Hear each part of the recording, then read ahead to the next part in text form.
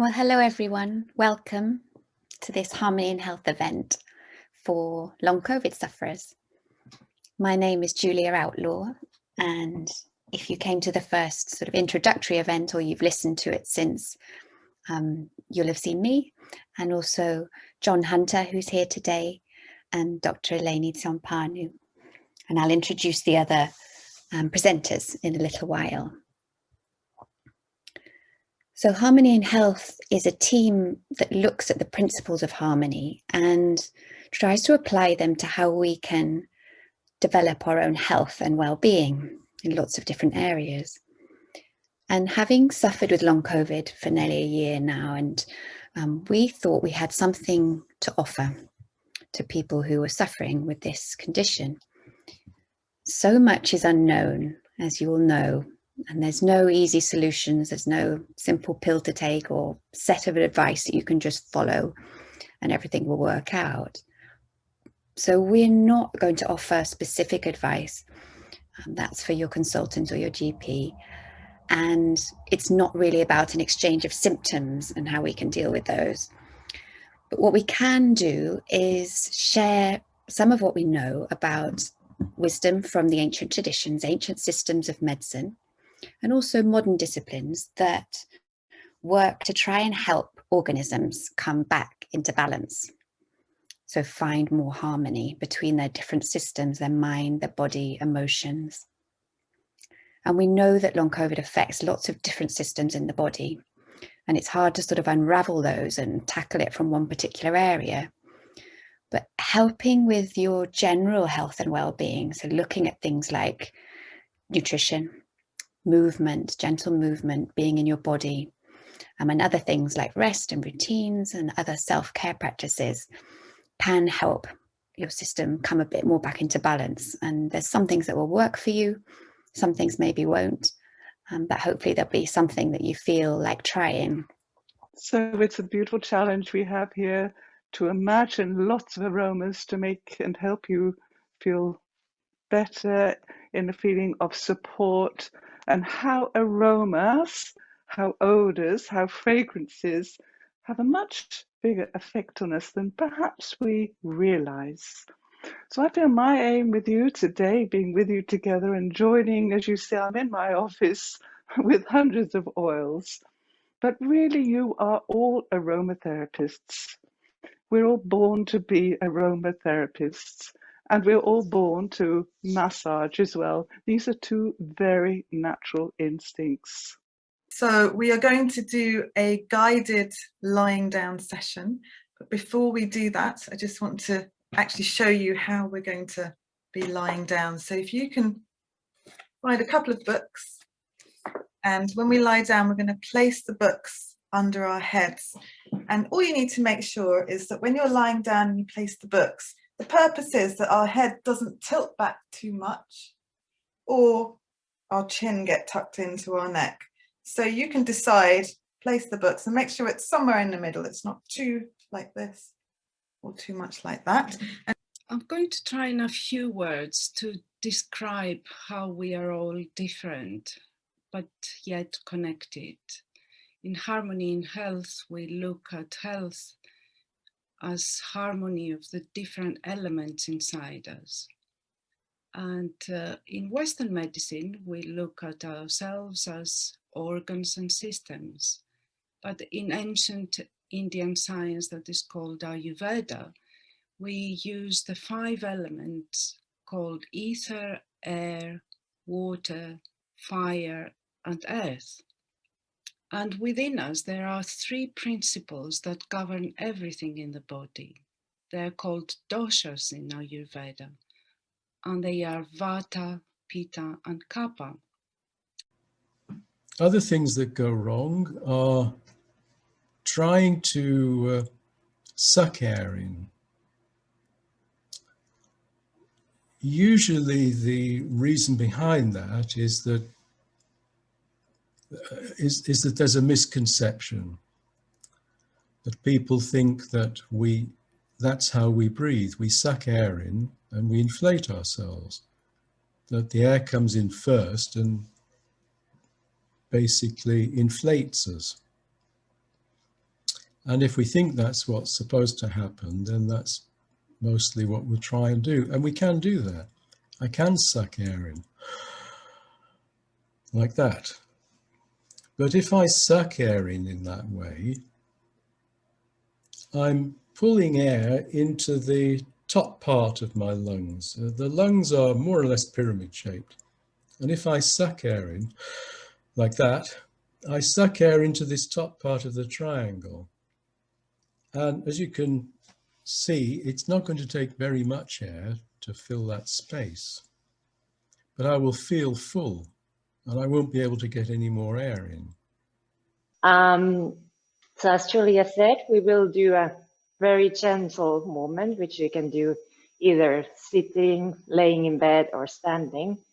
But before that, I have prepared a very short, very visual presentation. I would like to talk a little bit about the power of creativity in the healing process. I just start sharing my screen. So last time we spoke about Vata. Now these are Vata, Pitta and Kapha are three forces within the body that govern all our biology, physiology, chemistry. This is the way that is seen in Ayurveda, but in other traditions as well, although they are not called the same. It has to do, and it's relevant to what happens with COVID, and I think you will understand it as I talk about it. The way air is drawn into the lungs is very similar to the action of a pair of bellows. You open the bag and that draws air in. It's not the air coming in that opens the bag. But a lot of people breathe as though that were how it works. So what are the qualities of Pitta? It's hot, it's light, it's intense, it's penetrating, it's sharp, and it's oily. Because it's oily, it helps our skin. So the fire, the Pitta element in our body helps to transform on our skin. When the sun comes on our skin, vitamin D is created. So we need it. People with freckles and red skin have usually more fire in them. Then Pitta is also sharp, so that makes people quick thinkers. They're quick to talk and quick to act. They have sharp memory, they have sharp understanding. They are the leaders that make decisions. We have the Vata people who create lots of ideas. They are the creative types, but then the Pitta people are the ones that put them into action. Lavender is very popular in the UK, and in ancient Greece and Rome it was used as an antiseptic. Many of us know it as an essential oil that's used in aromatherapy. However, it can be also taken by mouth as a tea. It's used for restlessness, for symptoms of anxiety and insomnia. Many people find the flavor quite strong, so it's, in my opinion, it's better to be used in blends with other herbs. I'll just do a quick little recap. If you could think of my hands as the diaphragm that sits under the rib, it's a huge, you can think of it as a muscle that goes all the way to the back of the body. And if you could think of my forearms as the ribs, there's a beautiful motion in the body that draws the air in. And then I allow the exhalation. You can even do this with your hands if you like. Interlinking the fingers. Diaphragmatic breathing. Ribs expand. Diaphragm flattens out. Air is drawn in. And then I exhale and I allow this movement to really exhale all of the air out. Thinking about sacred geometry, really about a way of looking at the world in shapes and numbers, and thinking of us as part of the world, as part of nature. So in its simplest form, just noticing different things look like each other.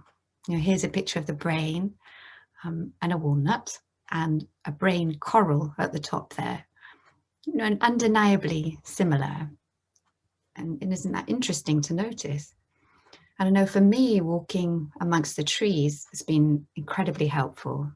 And here's a picture I took, and you know, just looking up at the trees and the branches spreading and the leaves breathing, and how similar that is really to what's happening inside us, although upside down. Can you put your hands out in front of you? Are they the same length? You could have done it against a wall as well, but just have a little check. There are both your arms. Right, 1 foot. And now start rolling the ball with your foot. Backwards and forwards. Underneath the ball of your, the archway, thinking of Julia's shapes and arches, they're all in our feet. We have tripods, we have triangles, we have spheres, we have spirals. It's a most amazing complex structure of our anatomy. It's absolutely beautiful. Are my ribs expanding a little bit more? Is there a little bit more depth to my breathing? Is there a bit more movement in my torso? And then wherever you want to place your hands, we'll do a couple more together, allowing yourself to just direct the breath in through the nose. Remember, the lungs come right up to your shoulders. Releasing the jaw. The sound will only last as long as you have breath. There once was a cook whose name was Gretel. She wore shoes with red heels, and whenever she went out wearing them, she would turn this way and that way, and she was very cheerful, thinking, "You are a beautiful girl." Then after returning home, because she was so happy, she would drink a swallow of wine, and the wine would give her an appetite. So she would taste the best of what she had cooked until she was quite full, and then she would say, "Oh, the cook has to know what the food tastes." So what you see here is a method presented in the literature by Arthur Sionk, and he called this methodology contemplative inquiry. We have used it a lot related to different difficulties we would like to solve, embodied contemplative inquiries, but also cognitive in contemplative inquiries. And today I would like to introduce to you the embodied contemplative inquiry. Today, in the language of Sanskrit, we will sound some mantras or sounds together and explore the quality of these sounds and their capacity for healing. And this is a practical exploration, and it's going to be something that we'll try out together. And as it's the summer solstice coming up, and the sun in the Sanskrit tradition is called Surya, Suryaha. It's nice to try sounding this word because it's a beautiful, beautiful word. Surya.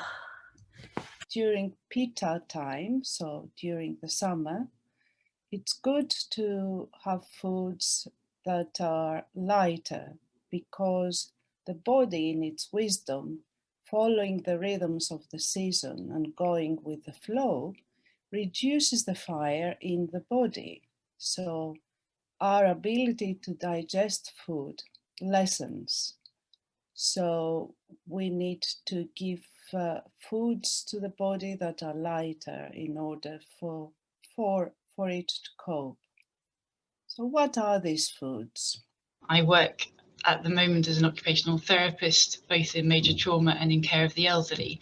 And in both of those sectors, we see a lot of people presenting with quite significant fatigue, which impacts on their abilities to carry out what we describe as activities of daily living. So I think what's certainly true from what we know already about COVID or long COVID syndrome is that fatigue is a prevalent symptom. Fatigue can be overwhelming and very debilitating in performing things that you would otherwise take as normal in your day-to-day. So my background is in medicine. I transitioned into occupational therapy due to my interest in the intersection between health and function. And so I think what I'd like to focus on today is the functional elements of what we describe as good health, which to my mind is the ability to perform things that we hold as valuable, given that health is a spectrum of dis-ease to well-being. We want to be able to do the things that make us feel well, that fill us up with joy and bring us good balance in our day-to-day lives. Get ready for this nice 10-15 minutes for yourself. You can just be there a little while with the music or with the quietness, either sitting, standing, or laying in bed. You can really allow the body to relax and let go any extra muscle tension, so you just have that tension what you need to stay standing or sitting. You can really imagine that you are on the green grass, you're on a wild field of green grass. Here's 4 short poems. The first one, as you lie there relaxing, it's by Paul Laurence Dunbar and it's called In Summertime.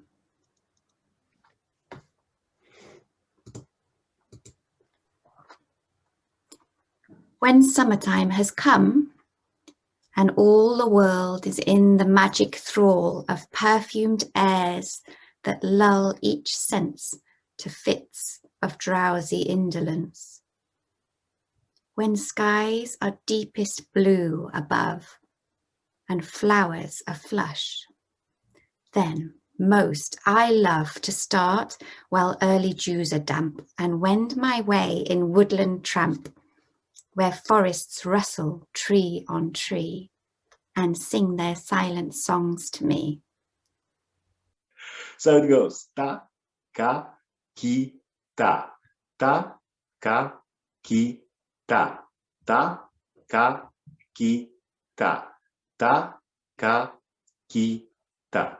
You can put as well 2 takakita in one beat. So it goes then takakita, takakita, takakita, takakita, takakita, takakita, takakita, takakita, takakita, takakita, takakita, takakita, takakita, takakita, takakita, takakita, ta.